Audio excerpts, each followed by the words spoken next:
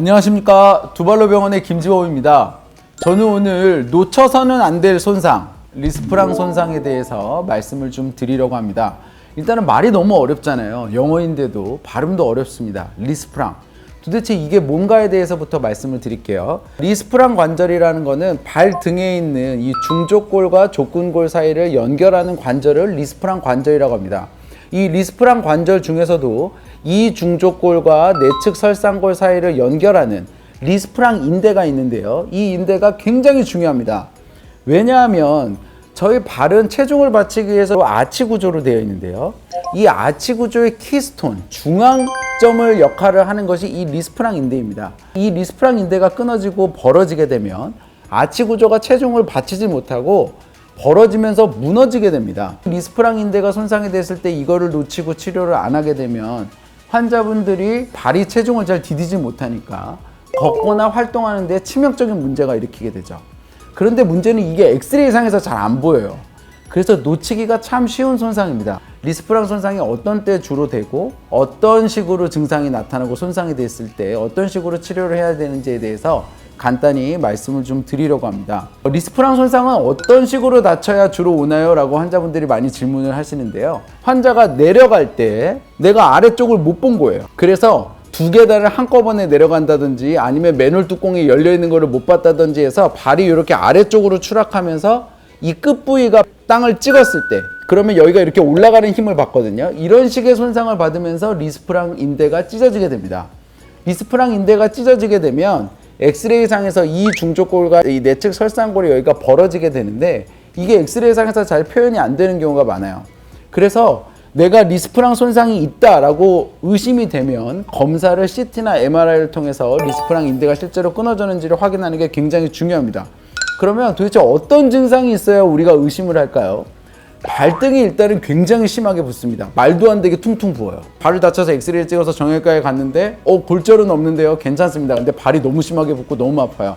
그러면 대부분 리스프랑을 꼭 확인을 해야 됩니다. 두 번째는 멍이 이 발바닥에 있는 아치 부위, 발바닥 부위에 여기에 퍼런 멍이 듭니다. 이유는 이 리스프랑 있는 이 부위가 찢어지게 되면 여기서 피가 나잖아요. 그러면 중력에 의해서 여기서 난 피가 아래쪽으로 내려오면서 피가 고이기 때문에 여기에 멍이 듭니다. 그래서 내가 발을 다쳤을 때 발등이 심하게 붓고 발바닥 아치 부위에 멍이 들었다. 그러면 무조건 리스프랑을 의심을 하고 보다 자세한 검사를 해야 됩니다. 그러면 리스프랑이 있을 때 치료는 어떻게 하나요? 대부분 수술적인 치료를 권합니다. 이유는 리스프랑이 손상이 됐을 때, 이 관절이 손상이 돼서 벌어졌을 때 급성 손상일 때와 만성 손상일 때가 치료가 다르기 때문입니다. 급성 손상일 때는 이 벌어진 부분을 나사를 박으면 되지만 얘를 놓쳤어요. 놓치거나 비수술적인 치료를 했는데 실패해서 처음 손상에서부터 6주 이상 또는 3개월 이상이 지났을 때가 되면 만성 손상으로 분류를 하고요. 뼈를 이식을 해서 굳히는 수술을 해야 되는데 이 수술이 훨씬 큰 수술입니다. 큰 수술을 예방하기 위해서는 급성 손상일 때 치료를 잘 해야 되겠죠. 그래서 저희가 비수술적인 치료보다는 수술적인 치료를 선택을 하게 됩니다.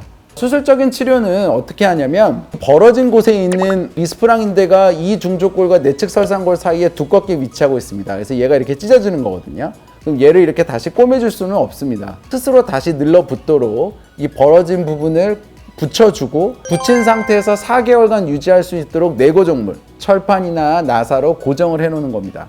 한 달 반, 6주간은 저희가 통기부스를 하고 목발을 짚고요. 그 다음 6주는 재활을 합니다. 그럼 3개월이 되잖아요. 그리고 1개월간 써보고 내고정물을 제거를 하면 급성 손상에 대한 수술적인 치료는 마무리가 됩니다. 이러한 수술을 하기 위해서는 입원이 필요해요. 그래서 수술하기 전날에 입원해서 수술을 하고 이틀 정도 통증 조절을 하고 퇴원하게 되고요. 이러한 수술을 할 때는 마취를 해야 되는데 마취를 저는 척추 마취까지는 안 하고요. 무릎 아래쪽만 마취해서 수술장에서는 재워드립니다. 수술하는 시간은 1시간 정도가 소요가 되고요. 수술 후에 이틀간의 통증이 심하기 때문에 정맥으로 들어가는 무통주사와 신경으로 들어가는 무통주사를 통해서 통증을 조절을 하면 입원은 이제 그만하셔도 됩니다. 리스프랑 손상은 굉장히 저희가 흔하게 있을 수 있고요. 그렇지만 놓치기 쉽기 때문에 한 번 놓치면 치명적으로 환자들이 더 큰 수술을 받아야 되기 때문에 내가 혹시 리스프랑의 손상이 아닌지 항상 생각을 하는 게 중요하고 리스프랑 손상이면 적극적으로 검사에 임하시는 것이 필요하겠습니다. 네, 여기까지 경청해 주셔서 감사합니다.